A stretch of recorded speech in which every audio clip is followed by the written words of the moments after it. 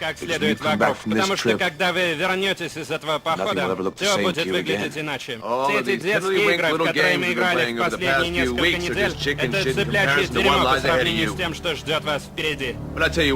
Но знаете, что я вам скажу? Я думаю, вы справитесь, потому что вы показали, что вы достаточно умны, чтобы понимать, что мир принадлежит только сильным. Кроткие не унаследуют ничего, кроме дерьма.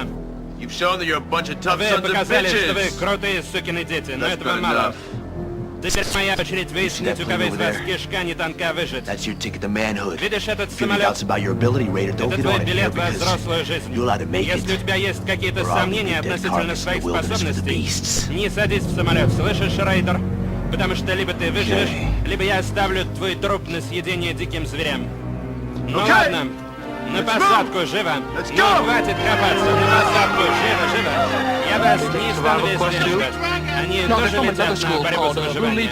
Нет, они из другой школы. Она называется «Синий легион». Вот этот тип Джей Коннорс, видишь? Посмотри на него.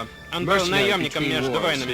Его школа выживания «Синий легион» учит молодых людей тому, что неудовлетворительная оценка — это смерть. Похоже, очень приятный парень. Они садятся в наш самолет. Здорово. Они что, берут с собой оружие? Нет, это капсулы с краской. Они называются, ну не знаю, шарики такие. Они их используют для военных игр. А это на что?